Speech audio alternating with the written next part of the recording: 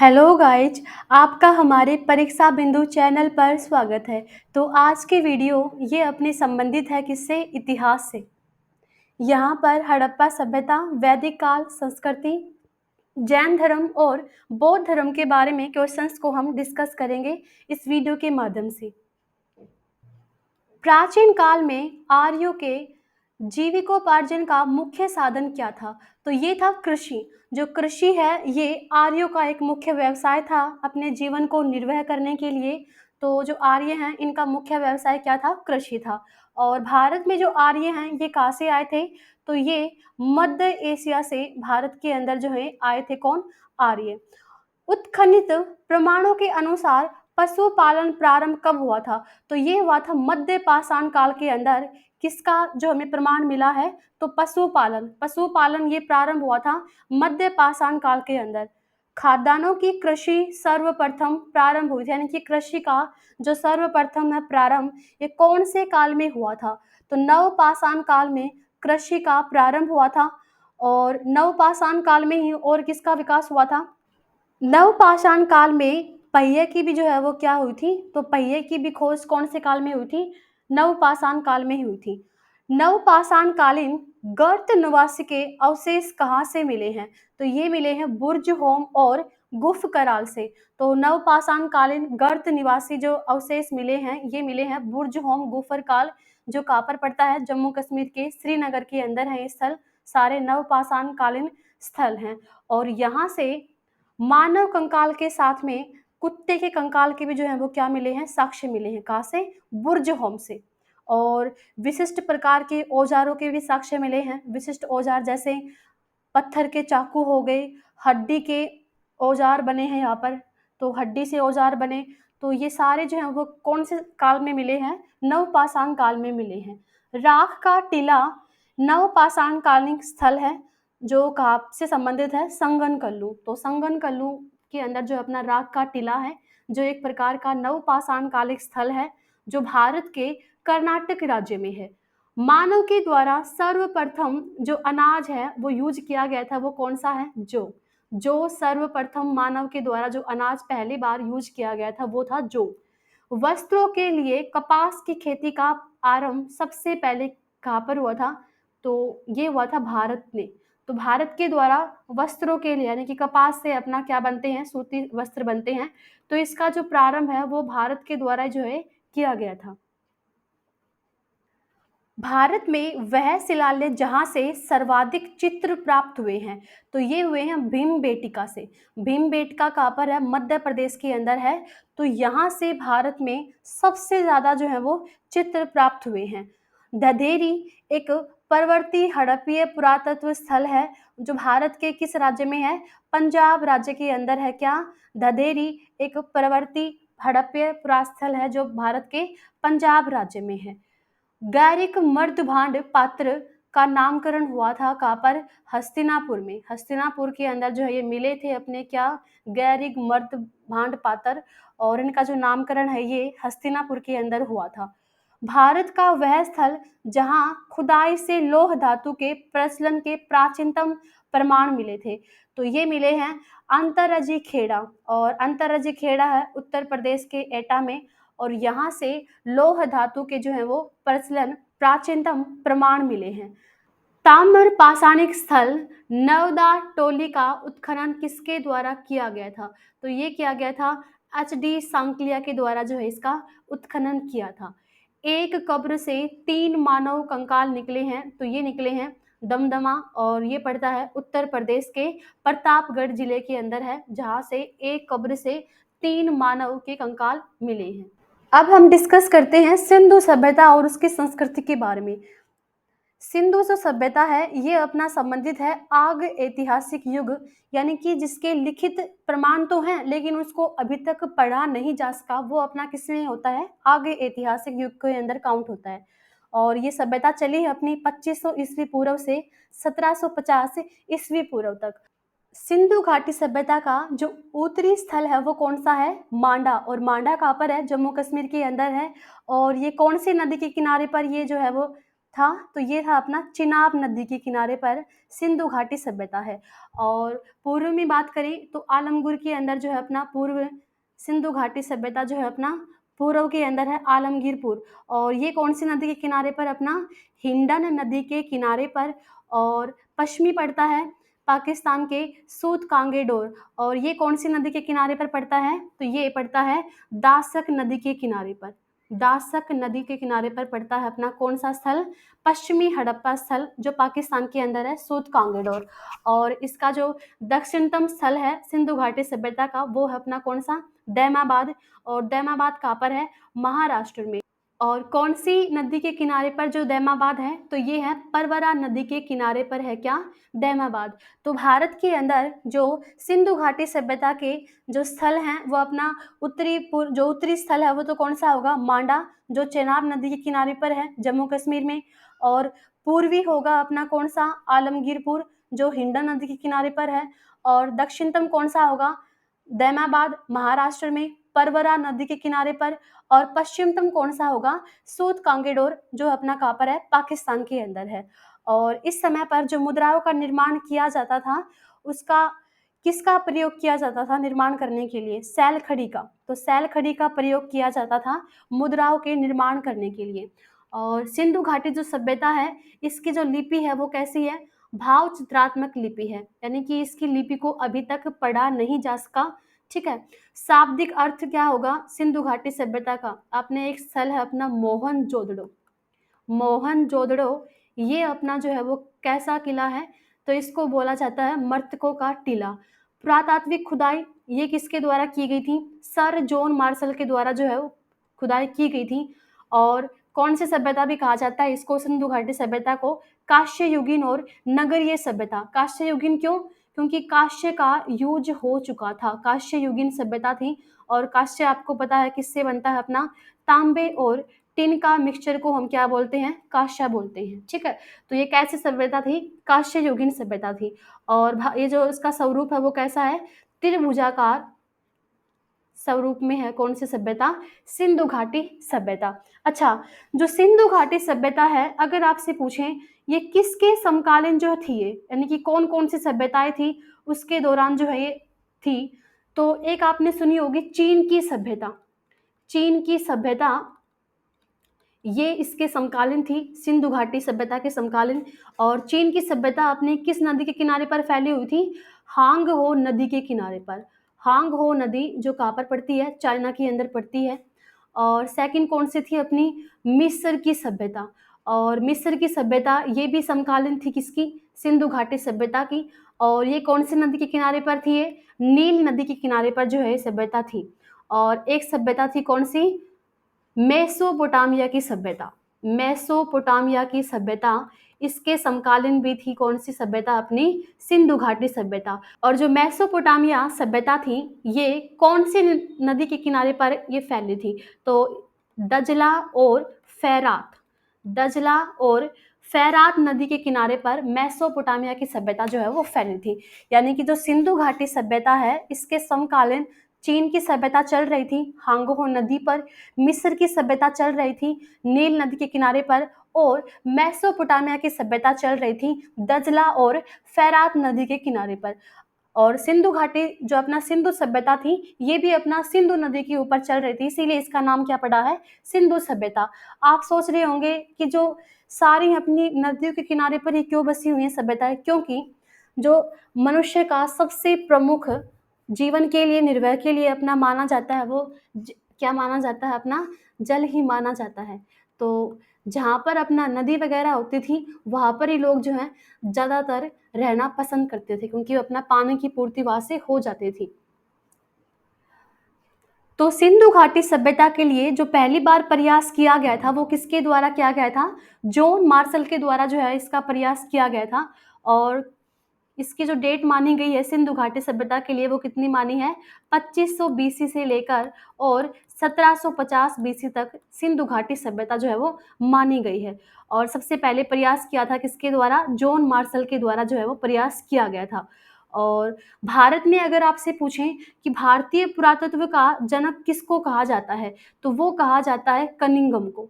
Cunningham को भारत के अंदर क्या कहा जाता है? भारतीय पुरातत्व का जनक जो है वो कहा जाता है। तो सिंधु घाटी सभ्यता को हम क्या बोल देते हैं? हड़प्पा कालीन सभ्यता भी बोल देते हैं। क्यों? क्योंकि जो सबसे पहला स्थल खोजा गया था वो हड़प्पा स्थल ही खोजा गया था। कहाँ पर? पाकिस्तान में। इसीलिए इसका नाम दे दिया है क्या? हड़प्पा सभ्यता। तो हड़प्पा सभ्यता की खोज ये किसके द्वारा की गई थी? हड़प्पा स्थल की तो ये की गई थी दयाराम साहनी के द्वारा 1921 के अंदर। और जो हड़प्पा सभ्यता है इसकी खोज कौन सी नदी के ऊपर हुई? रावी नदी के ऊपर बसी हुई थी अपनी कौन सी सभ्यता? हड़प्पा स्थल। फिर 1922 में मोहनजोदड़ो की खोज हुई थी। और मोहनजोदड़ो की जो खोज है वो किसके द्वारा की गई थी? राखलदास बनर्जी के द्वारा। तो मोहनजोदड़ो है ये सिंधु नदी के ऊपर जो है अपना फैला था। और साक्ष्य मिले हैं यहाँ से, क्या मिले हैं? विशाल स्नानागार, यानी कि विशाल एक तो स्नानागार और विशाल अन्नागार के जो साक्ष्य हैं वो कहाँ से मिले हैं? मोहनजोदड़ो से मिले हैं। और एक मूर्ति मिली है नृत्य की मूर्ति, वो भी कहाँ से मिली है? तो वो भी मिली है मोहनजोदड़ो से। और इसको क्या कहा जाता है मोहनजोदड़ो को? तो इसको कहा जाता है मर्तकों का टीला। जो मर्तकों का टीला है वो किसको कहा जाता है? मोहनजोदड़ो को मर्तकों का टीला जो है वो कहा जाता है। 1955 से 1962 में लोथल, जो भारत के अंदर एक हड़प्पा स्थल है, लोथल गुजरात। और लोथल अपना ये क्या था? सभ्यता के अंदर, सिंधु घाटी सभ्यता के अंदर एक प्रसिद्ध डॉक यार्ड था ये, यानी कि बंदरगाह था ये, बंदरगाह। तो लोथल अपना एक बंदरगाह था। और इसकी खोज किसके द्वारा की गई थी? रंगनाथ के द्वारा जो है इसकी खोज की गई थी। और जो लोथल है ये कौन सी नदी के किनारे पर था? ये भोगवा नदी के किनारे पर। और यहाँ से साक्ष्य मिले हैं गोदीवाड़ा, यानी कि यहाँ पर अपना बंदरगाह था। मुहर वगैरह मिले हैं कहाँ से? लोथल से। और चावल के साक्ष्य भी मिले हैं कहाँ से? लोथल से ही। 1931 में चंद हुदड़ों की खोज हुई थी। और चंद हुदड़ो ये अपना कहाँ पर पड़ता है? सिंध के अंदर पड़ता है। अर्नेस्ट मैके के द्वारा इसकी खोज की गई थी। और कौन सी नदी के किनारे पर है चंद हुदड़ो? सिंधु नदी के किनारे पर है क्या? चंद हुदड़ो। और यहाँ से मनके के कारखाने के जो है वो क्या मिले थे? साक्ष्य मिले थे। तो सबसे पहले जो सिंधु घाटी सभ्यता स्थल है वो कौन सा खोजा गया था? हड़प्पा, जिसकी खोज कब हुई थी? 1921 में दयाराम साहनी के द्वारा इसकी खोज हुई। और हड़प्पा स्थल कौन सी नदी के किनारे पर है? रावी नदी के किनारे पर। फिर मोहनजोदड़ो खोजा गया राखलदास बनर्जी के द्वारा, जो सिंधु नदी के किनारे पर बसा हुआ है 1922 में। और यहाँ से साक्ष्य मिले हैं विशाल स्नानागार के और विशाल अन्नागार के। और नृत्य करती हुई कांस्य की मूर्ति भी कहाँ से मिली है?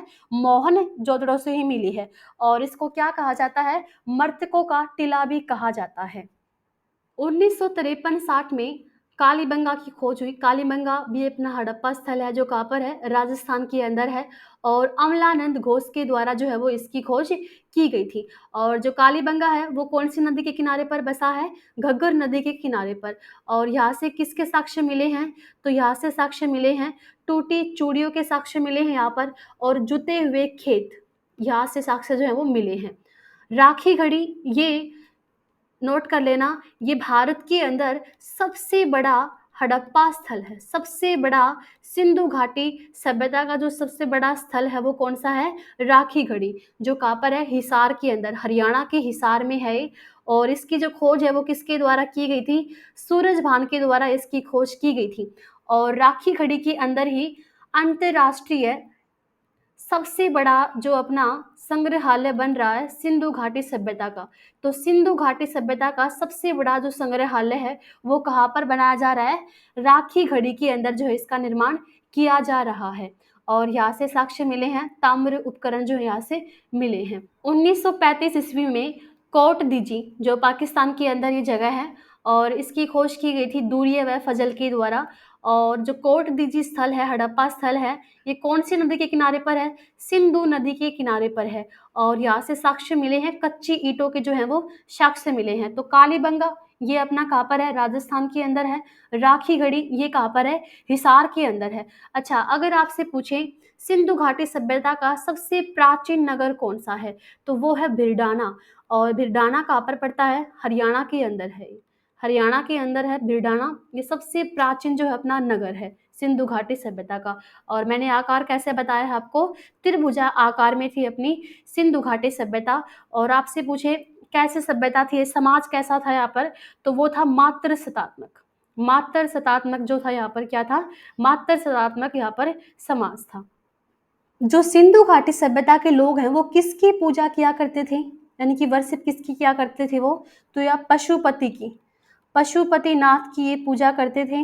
मातृ देवी की पूजा करते थे कौन, सिंधु घाटी सभ्यता के लोग, यानी कि उर्वरता की देवी की पूजा की जाती थी सिंधु घाटी सभ्यता के लोगों के द्वारा। और जो पवित्र पशु माना गया है, जैसे हम पवित्र पशु मानते हैं गाय को, तो उस समय पर जो पवित्र पशु माना जाता था वो कुबड़ वाला बैल को, कुबड़ वाले बैल को जो है वो पवित्र पशु जो है वो माना जाता था। और व्यवसाय था क्या, आयात निर्यात करना जो है वो यहाँ पर व्यवसाय था। अब बात करते हैं ऋग्वेदिक और उत्तर वैदिक काल के बारे में। तो वैदिक संस्कृति जो है अपनी कब से कब तक थी, 1500 ईस्वी पूर्व से 600 ईस्वी पूर्व तक वैदिक सभ्यता थी। और इसी सभ्यता के अंदर जो है वो किसका निर्माण हुआ था, ऋग्वेद। ऋग्वेद हो गया अपना, 4 वेद जो है इस सभ्यता के अंदर लिखे गए थे वैदिक सभ्यता के अंदर। तो ऋग्वेद की जो मूल लिपि थी वो क्या थी, तो वो थी ब्राह्मी लिपि। और पवित्र गायत्री मंत्र जिस ग्रंथ में अंतर्विष्ट है वह क्या है, ऋग्वेद के अंदर किसका वर्णन है, तो वो है गायत्री मंत्र का वर्णन है। ऋग्वेद जो सबसे पुराना वेद है, और इस ऋग्वेद के अंदर टोटल मंडल पूछिए आपसे, तो टोटल 10 मंडल है किसके अंदर, ऋग्वेद के अंदर। तो ऋग्वेद का जो तीसरा मंडल है, तीसरा मंडल जो है उसके अंदर किसका वर्णन है, गायत्री मंत्र का जो है वो वर्णन है ऋग्वेद के तीसरे मंडल में। और जो ये गायत्री मंत्र है ये किसको समर्पित है, तो ये समर्पित है सूर्य भगवान को, समर्पित है कौन सा अपना गायत्री मंत्र समर्पित है। और इस गायत्री मंत्र की जो रचना है वो किसके द्वारा की गई थी, विश्वामित्र के द्वारा जो है वो रचना की गई थी गायत्री मंत्र की। ऋग्वेद पर आधारित संकलन कौन सा है, यानी कि ऋग्वेद के आधार पे ही इसका विकास हुआ है, यानी कि ऋग्वेद से ही आया है बना अपना कौन सा वेद, सामवेद भाई। जो सामवेद है ये किससे मिलकर बना हुआ है, ऋग्वेद से ही मिलकर बना हुआ है, यानी कि अंश है अपना एक तरीके से ऋग्वेद का ही, तो सामवेद। और सामवेद के अंदर जो है वो किसका वर्णन है, संगीत का। जो संगीत है ये कौन से वेद के अंदर आता है अपना, तो ये आता है सामवेद के अंदर। गोपथ ब्राह्मण ये किससे संबंधित है, तो ये संबंधित है अर्थवेद से। अर्थवेद से संबंधित है अपना कौन सा, गोपथ ब्राह्मण संबंधित है अर्थवेद से। और अर्थवेद के अंदर जो है अपना किसका वर्णन है, जो जादुई मंत्र वगैरह हैं, जादुई मंत्र वगैरह, इनका वर्णन कौन से वेद के अंदर है, अर्थवेद में। सबसे नवीनतम वेद कौन सा है, अर्थवेद है। और इसमें जो है वो बीमारियों को भगाने के लिए, बुराइयों को भगाने के लिए जो है वो मंत्र भी इसके अंदर है, कौन से वेद में, अर्थवेद में। वह नदी जिसको ऋग्वेद में मातृतमा, देवीतमा और नदीतमा संबोधित किया है, यानी कि सरस्वती, सबसे ज्यादा जो पवित्र नदी मानी गई है, पवित्र नदी ऋग्वेद के अंदर वो कौन सी मानी गई है, सरस्वती नदी जो है वो सबसे पवित्र नदी मानी गई है।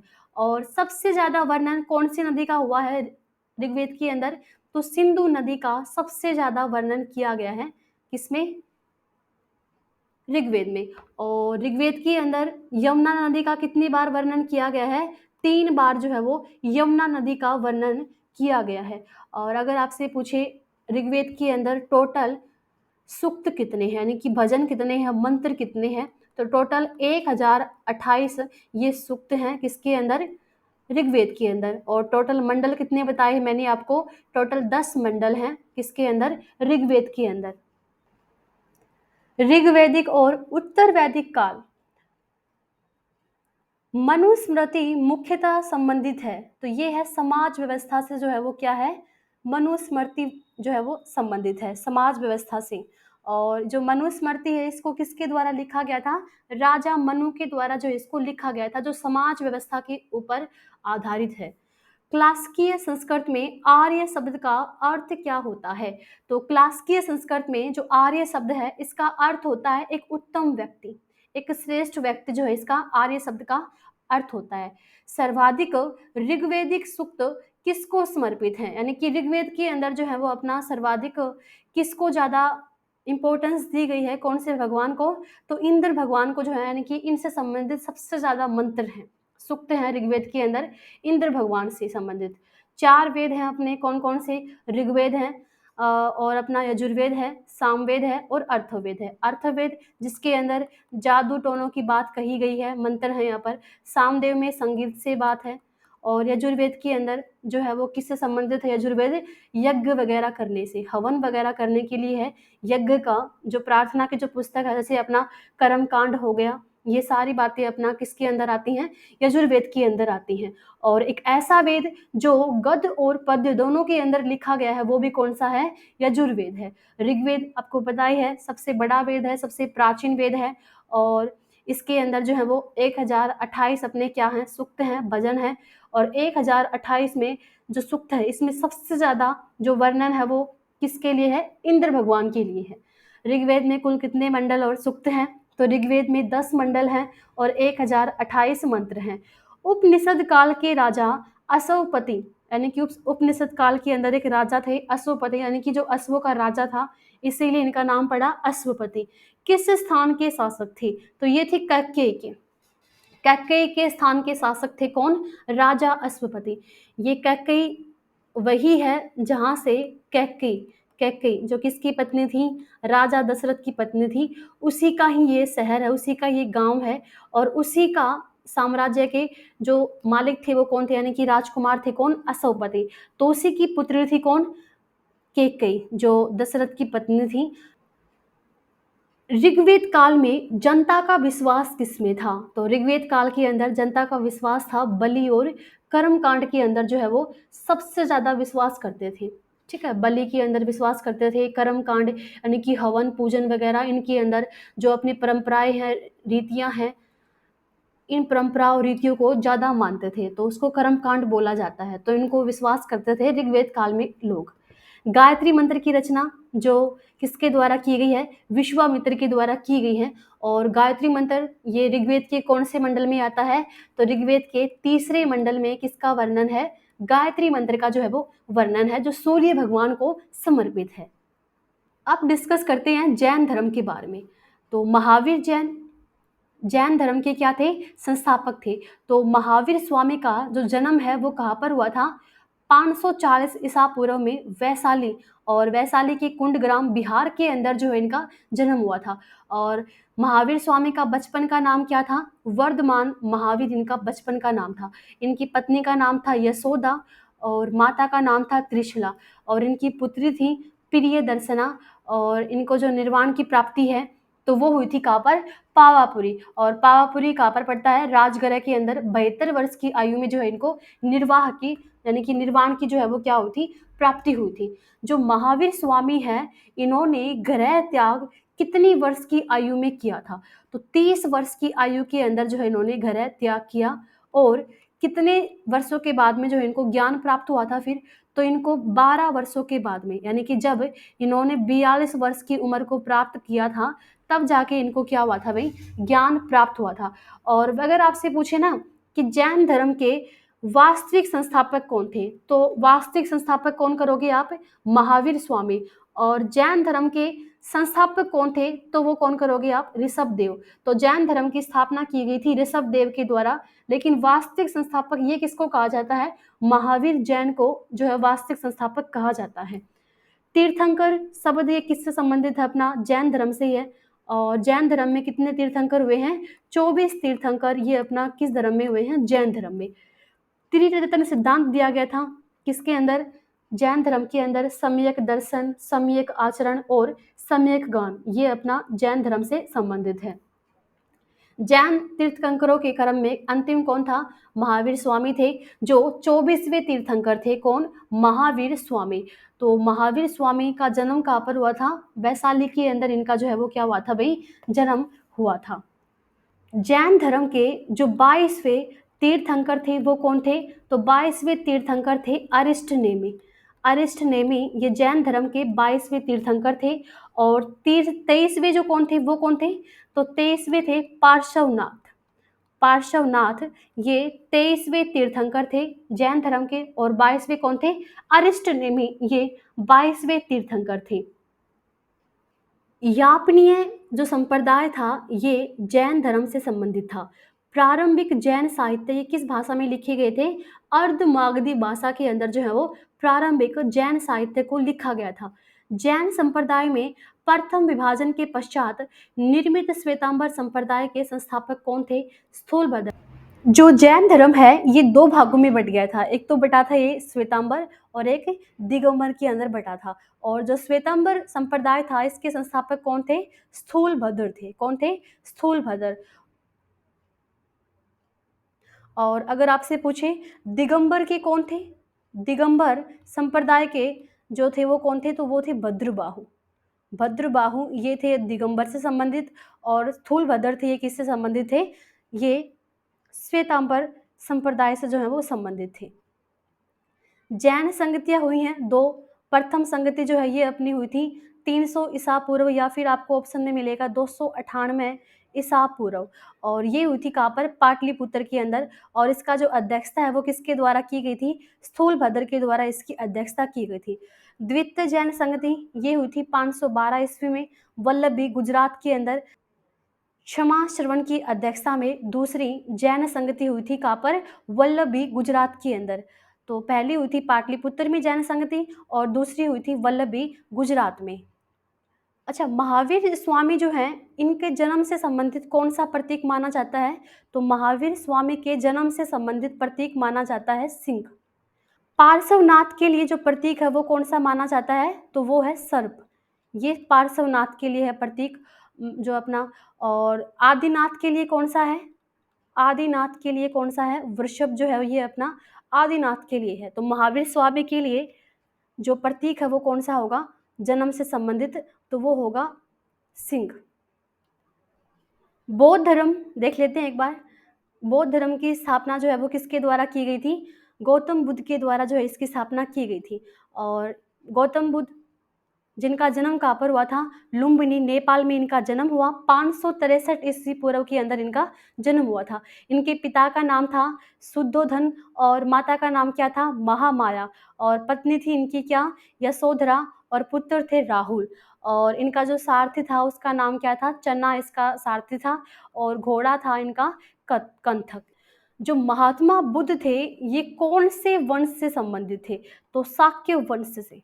शाक्य वंश से संबंधित थे कौन? महात्मा बुद्ध। और इनका जन्म देते ही जन्म के बाद में जो है इनकी माता का क्या हो जाता है? निधन हो जाता है। उसके बाद में इनका जो लालन पालन करती हैं महात्मा बुद्ध का, उनकी मौसी जो प्रजापति गौतमी होती हैं उनका पालन पोषण करती हैं। बचपन का नाम इनका क्या था? सिद्धार्थ था इनका बचपन का नाम। और ज्ञान प्राप्ति जो है इनको कहाँ पर हुई थी? गया। और गया कहाँ पर पड़ता है? बोध गया बिहार के अंदर इनको जो है वो ज्ञान प्राप्ति हुई थी। और कौन सी नदी के किनारे पर इनको ज्ञान की प्राप्ति हुई थी? निरंजना नदी के किनारे पर इनको ज्ञान की प्राप्ति हुई थी। प्रथम उपदेश दिया था कहाँ पर? सारनाथ के अंदर जो है वो प्रथम उपदेश दिया था। महापरिनिर्वाण यानी कि इनकी जो मृत्यु है वो कब हुई थी? 483 ईसा पूर्व के अंदर इनकी मृत्यु हुई। और कहाँ पर हुई? कुशीनगर उत्तर प्रदेश के अंदर। जन्म तो हुआ था लुम्बिनी नेपाल में और मृत्यु कहाँ पर हुई? कुशीनगर उत्तर प्रदेश में। महात्मा बुद्ध की शिक्षाएं सर्वप्रथम किस रूप में संकलित हैं? त्रिपिटक। त्रिपिटक के रूप में जो है इनकी शिक्षाएं संकलित हैं। और महा भी निष्क्रमण से क्या तात्पर्य है? यानी कि जब महात्मा बुद्ध के द्वारा अपने घर को त्याग दिया था, घर को छोड़ दिया था, तो उस प्रक्रिया घर के छोड़ने की प्रक्रिया को क्या नाम दिया गया है? महाभिनिष्क्रमण इस प्रक्रिया को नाम दिया गया है। बुद्ध किसके राज्यकाल में कौशाम्बी आए थे? तो उदयन के काल के अंदर जब उदयन शासक पे थे तब उस समय पर आए थे कौन? महात्मा बुद्ध। बुद्ध के उपदेश किससे संबंधित हैं? आचरण की शुद्धता और पवित्रता से संबंधित है बुद्ध के उपदेश। बुद्ध को ईश्वर के रूप में पूजने वाले बौद्ध संप्रदाय कौन सा है? महायान। महायान और हीनयान ये दो शाखाएं हैं किस धर्म की? बौद्ध धर्म की।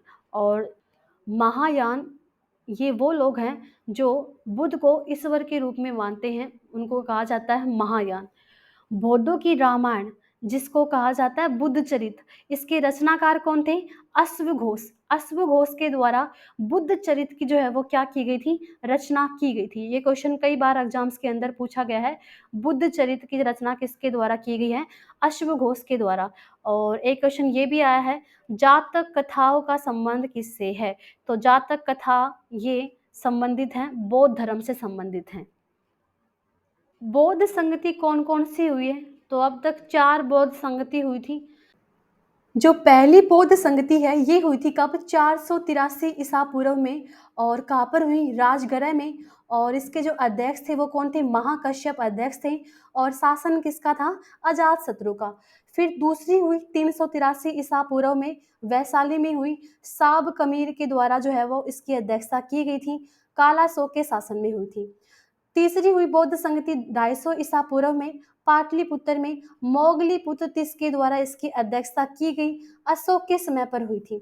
और फिर हुई कौन सी, अपनी 98 ईसा पूर्व या फर्स्ट सेंचुरी में जो चौथी बौद्ध संगति हुई कुंडलवन में। जो कुंडलवन है वो कहाँ पर है, जम्मू कश्मीर के अंदर है। और वसुमित्र के द्वारा इसकी अध्यक्षता की गई, कनिष्क के समय पर इसकी जो है वो अध्यक्षता हुई थी। और अगर आपसे पूछे कौन सी बौद्ध संगति के अंदर बौद्ध धर्म 2 भागों में बट गया था, तो वो बटा था चौथी बौद्ध संगति में, बौद्ध धर्म 2 भागों में जो है वो बट गया था। प्रथम शताब्दी ईस्वी में किस भारतीय बौद्ध भिक्षु को चीन भेजा गया था, तो नागार्जुन को जो है वो चीन के अंदर जो है वो भेजा गया था। चंद्रगुप्त मौर्य, जो चंद्रगुप्त मौर्य हैं ये किस धर्म के अनुयायी थे, तो ये थे जैन धर्म के। और जैन धर्म के प्रमुख ये अनुयायी थे कौन, चंद्रगुप्त मौर्य, जिन्होंने मौर्य वंश की स्थापना की थी। और इनका पोता था कौन, अशोक। अशोक किसका अनुयायी था, तो अशोक था बौद्ध धर्म का अनुयायी था। और बौद्ध धर्म के प्रचार प्रसार के लिए इसने अपने पुत्र और पुत्री को जो है वो श्रीलंका में भी भेजा था, बौद्ध धर्म के प्रचार प्रसार के लिए। और चंद्रगुप्त था जैन धर्म के, और इन्होंने अपना जो जीवन का त्याग किया था वो कहाँ पर किया था, स्वर्ण के अंदर। और स्वर्ण कहाँ पर पड़ता है, कर्नाटक राज्य के अंदर पड़ता है। यहाँ पर इन्होंने अपने शरीर का त्याग किया था। और कौन सी विधि के द्वारा, संलेखन विधि के द्वारा, संलेखन विधि के द्वारा इनके द्वारा शरीर का त्याग किया गया था। तो जैन धर्म से संबंधित जो शासक थे वो थे चंद्रगुप्त। और अशोक के द्वारा कौन से धर्म को प्रचार प्रसार किया था, बौद्ध धर्म को जो है वो प्रचार प्रसार सबसे ज़्यादा किया था अशोक के द्वारा। तो ये था अपना आज का इतिहास से संबंधित जो टॉपिक्स हैं, काफ़ी इंपॉर्टेंट क्वेश्चंस थे वो हमने इस वीडियो के माध्यम से किए हैं। और अगर आपको हमारा कंटेंट, हमारा वीडियो पसंद आता है तो आप हमारे परीक्षा बिंदु चैनल को सब्सक्राइब कीजिए और हमारी वीडियोज़ को अपने दोस्तों के साथ में शेयर कीजिए।